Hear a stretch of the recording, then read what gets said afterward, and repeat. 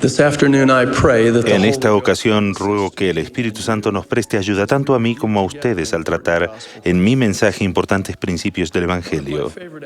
Una de mis actividades preferidas como líder del sacerdocio es visitar a los miembros en sus casas. Disfruto en particular de saludar a los miembros a los que se suele describir como menos activos.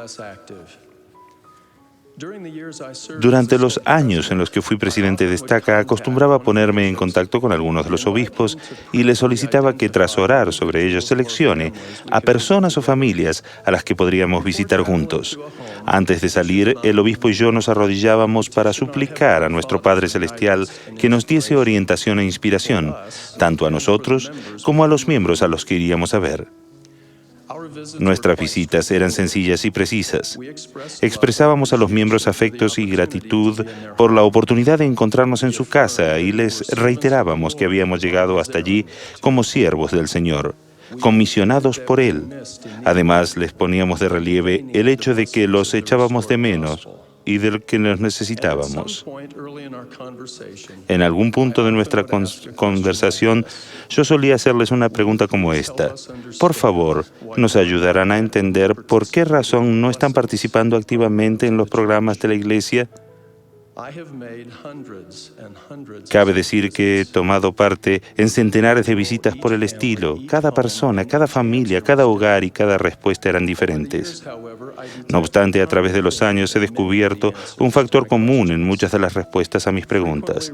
A menudo me daban respuestas como las siguientes. Hace varios años, un hombre dijo algo en la escuela dominical que me ofendió, por lo que desde ese entonces no he vuelto a la iglesia. Nadie en ese barrio me saludó ni se acercó a mí, y me sentí como un intruso. Me sentí ofendido por lo poco amistosos que son en ese barrio. No me pareció bien el consejo del obispo. No volveré a poner un pie en ese edificio mientras él ocupe ese cargo. Y así mencionaban muchas otras razones por las que se habían ofendido. Y se habían excluido por años. Pero el factor reiterativo era, me sentí ofendido por... El obispo y yo los escuchábamos con atención y con sinceridad, y enseguida uno de nosotros le preguntaba acerca de la conversión al Evangelio restaurado que habían tenido y de sus testimonios. Mientras conversábamos de esas buenas personas, se les llenaban los ojos de lágrimas al recordar el testimonio del Espíritu Santo y describir anteriores experiencias espirituales. La mayoría de las personas menos activas a las que he visitado tenían un testimonio perceptible y tierno de la veracidad del Evangelio. Sin embargo, no estaban participando de las actividades ni de las reuniones de la iglesia. A continuación, yo les decía algo así. Permítame llegar a entender bien lo que ha ocurrido con usted. Por motivo de que alguien en la iglesia le ha ofendido, usted no ha sido ofendido mediante la ordenanza de la Santa Cena, no ha sido bendecido por esta ordenanza en tanto tiempo y se ha apartado de la compañía constante del Espíritu Santo debido a que alguien en la iglesia lo ha ofendido. Se ha separado usted de las ordenanzas del sacerdocio y del templo. Además, ha interrumpido su oportunidad de prestar servicio al prójimo y de progresar, y está dejando barreras que impedirán el progreso espiritual de sus hijos y de los hijos de sus hijos de las generaciones que seguirán. En muchas ocasiones, las personas se quedaban pensando unos momentos y enseguida respondían, nunca he pensado de esa manera. Al llegar hasta allí, el obispo y yo les hacíamos la siguiente invitación. Estimado amigo, hemos venido hoy a aconsejarle que el momento de dejar de sentirse ofendido es ahora mismo. No solo nosotros lo necesitamos a usted, sino que usted necesita las bendiciones del Evangelio restaurado de Jesucristo. Por favor, regrese y hágalo ahora. Cuando creemos y afirmamos que se nos ha ofendido, solemos querer decir que nos hemos sentido insultados, maltratados, desairados o que nos han faltado el respeto. Y desde luego, al relacionarnos con las demás personas vamos a ser objeto de expresiones torpes que nos hagan sentir vergüenza, de observaciones carentes de escrúpulos y maliciosas. No obstante, básicamente es imposible que otra persona los ofenda a ustedes o que me ofenda a mí. De hecho, creer que otra persona nos ha ofendido es fundamentalmente falso. puesto que el sentirnos ofendidos es un sentimiento que escogemos experimentar y no un estado inferido a nosotros ni impuesto sobre nosotros por otra persona. En la espléndida distribución de todas las creaciones de Dios, existen tanto las cosas que actúan como aquellas sobre las cuales se actúa. Los hijos y las hijas de nuestro Padre Celestial hemos sido bendecidos con el don del libre albedrío y del albedrío moral, la capacidad de actuar y de escoger independientemente. Habiendo sido dotados del albedrío, ustedes y yo venimos a ser agentes, y ante todo hemos de actuar y no permitir tan solo que se actúe sobre nosotros. El creer que alguien o algo podrá hacernos sentir ofendidos, irritados, lastimados emocionalmente, amargados o algo así, disminuye nuestro albedrío moral y nos transforma en objetos sobre los cuales se actúa. Sin embargo, en calidad de agentes, ustedes y yo tenemos el poder de actuar y de escoger la forma en que queremos reaccionar ante la situación agraviante o hiriente. Thomas B. Marsh, que fue el primer presidente del Quórum de los 12 Apóstoles de esta dispensación, escogió sentirse ofendido por un asunto tan insignificante como la nata de la leche. Brigham Young, en cambio, fue severa y públicamente reprendido por el profeta José Smith, pero escogió no sentirse ofendido. En muchos casos, el escoger sentirse ofendido es síntoma de un mal espiritual mucho más profundo y más grave. Thomas B. Marsh permitió que se actuase sobre él, y lo que al final se desprendió de ello fueron la apostasía y el sufrimiento. Brigham Young fue un agente que ejerció su albedrío y actuó en conformidad con principios correctos, y llegó a ser un instrumento poderoso en las manos del Señor. El Salvador ha sido el mayor ejemplo del modo como debemos reaccionar ante sucesos o situaciones potencialmente insultantes.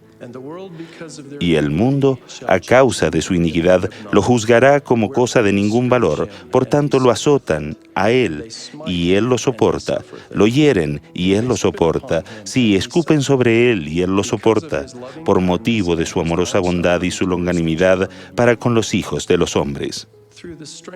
Mediante el fortalecedor poder de la expiación de Jesucristo, ustedes y yo seremos bendecidos para evitar sentirnos ofendidos y triunfar sobre la ofensa. Mucha paz tienen los que aman tu ley, y no hay para ellos tropiezo. Tal vez consideremos que la capacidad de superar la ofensa está fuera de nuestro alcance. Sin embargo, dicha capacidad no está reservada ni es algo para líderes destacados de la Iglesia como Brigham Young. La naturaleza misma de la expiación del Redentor y el propósito de la Iglesia restaurada tiene por objeto ayudarnos a recibir precisamente esa clase de fortaleza espiritual. Pablo enseñó a los santos de Efeso que el Salvador estableció su Iglesia a fin de perfeccionar a los santos para la obra del ministerio, para la edificación del cuerpo de Cristo, hasta que todos lleguemos a la unidad de la fe y del conocimiento del Hijo de Dios, a un varón perfecto, a la medida de la estatura de la plenitud de Cristo. Por favor, fíjense en el empleo del dinámico vocablo perfeccionar. Como lo describió el elder Neil A. Maxwell, la Iglesia no es una casa de reposo para los que ya son perfectos, sino que la Iglesia es un laboratorio de aprendizaje y un taller de trabajo en el que adquirimos experiencia al practicar los unos con los otros en el proceso continuo de perfeccionar a los santos. El elder Maxwell también explicó con profunda comprensión que en este laboratorio de aprendizaje de los últimos días, que se conoce como la Iglesia Restaurada, los miembros de ella constituyen el material clínico, que es esencial para el progreso y la superación de las personas. La maestra visitante aprende su deber a prestar servicio y querer a sus hermanas de la sociedad de socorro. El maestro inexperto aprende valiosas lecciones al enseñar tanto a los miembros de la clase que participan como a los pocos atentos, y de ese modo llega a ser un maestro más eficaz. Un nuevo obispo aprende a ser obispo por medio de la inspiración y del trabajar con los miembros del barrio que lo apoyan de todo corazón, aun cuando reconocen sus flaquezas. El comprender que la Iglesia es un laboratorio de aprendizaje contribuye a prepararnos para la inevitable realidad. De alguna forma y en algún momento, alguien en esta Iglesia hará o dirá algo que podrá considerarse ofensivo. Un suceso así ciertamente le ocurrirá a cada uno de nosotros, e indudablemente más de una vez. Aun cuando las personas no tengan la intención de lastimarnos ni de ofendernos, actuarán alguna vez con falta de consideración y de tacto. Si bien ustedes y yo no podemos ejercer control en las intenciones y en el comportamiento de las demás personas, sí determinamos la forma en la que actuaremos. Les ruego que recuerden que tanto ustedes como yo somos agentes dotados de albedrío moral y que podemos escoger no sentirnos ofendidos.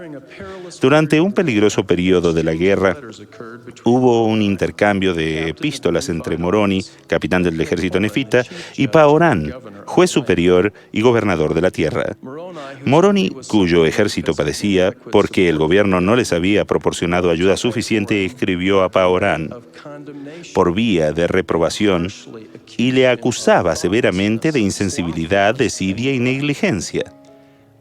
Paorán hubiera podido fácilmente sentirse ofendido por el mensaje de Moroni, pero escogió no ofenderse y le respondió en tono compasivo, describiéndole la rebelión que había habido en contra del gobierno y de la que Moroni no estaba al tanto.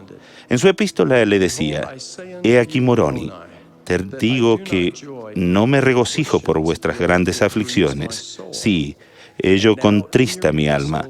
Ahora bien, me has censurado en tu epístola, pero no importa, no estoy enojado. Antes bien, me regocijo en la grandeza de tu corazón». Uno de los grandes indicadores de nuestra propia madurez espiritual se pone de manifiesto en la forma en la que reaccionamos ante las debilidades, la inexperiencia y las acciones potencialmente ofensivas de los demás. Algún objeto, algún suceso o alguna expresión podrá ser insultante, pero ustedes y yo podremos escoger no sentirnos ofendidos y decir junto con Paorán: «Pero no importa». Doy fin a mi mensaje con dos invitaciones. Los invito de la siguiente forma. Invitación 1. Los invito a aprender acerca de las enseñanzas del Salvador con respecto al tratamiento entre las personas y a aplicarlas en episodios que podrán interpretarse como ofensivos. Amad a vuestros enemigos, bendecid a los que os maldicen, haced el bien a los que os aborrecen y orad por los que os ultrajan y os persiguen. Porque si amáis a los que os aman, ¿qué recompensa tendréis? ¿No hacen también lo mismo los publicanos? Y si saludáis a vuestros hermanos solamente, ¿qué hacéis de más? ¿No hacen así también los gentiles? Sed pues vosotros perfectos, como vuestro Padre que está en los cielos es perfecto. Interesante que la admonición no deja de serlo en ningún momento. Cuando dice, sed pues vosotros perfectos, preceda de inmediato el consejo sobre el modo cómo debemos actuar ante los que nos hacen mal y nos ofenden. Evidentemente, los estrictos requisitos que llevan a la perfección de los santos comprenden asignaciones que nos ponen a nosotros a prueba constantemente. Si alguna persona dice o hace algo que consideramos insultante, nuestra primera obligación es negarnos a sentirnos ofendidos y enseguida comunicarnos en privado, con sinceridad y directamente con esa persona. Invitación número 2. Es probable que muchas de las personas y de las familias que tienen mayor necesidad de oír este mensaje referente al escoger no sentirse ofendidas no estén participando con nosotros de la conferencia hoy. Me imagino que todos nosotros conocemos a miembros que se mantienen alejados de la iglesia por motivo de que han escogido sentirse ofendidos y que serían bendecidos si volvieran. Por favor, ¿querrán seleccionar a algunas personas a las que visitarán e invitarán a volver a adorar al Señor con nosotros? Quizá podrían llevarle una copia de este mensaje, o tal vez prefieran analizar los principios que hemos examinado hoy. Y por favor, recuerden que todo esto debe expresarse con amor y con mansedumbre, y de ninguna manera con espíritu de superioridad moral ni de orgullo. Al responder a esta invitación con fe en el Salvador, testifico que se abrirán las puertas, se los prometo. Será llena nuestra boca. El Espíritu Santo dará testimonio de la verdad eterna y el fuego del testimonio se reavivará. Como su siervo, hago eco de las palabras del Maestro cuando Él declaró: estas cosas os he hablado para que no tengáis tropiezo. Doy testimonio de la realidad y la divinidad del Salvador viviente y de su poder para ayudarnos a evitar el sentirnos ofendidos y a superar las ofensas. En el sagrado nombre de Jesucristo. Amén.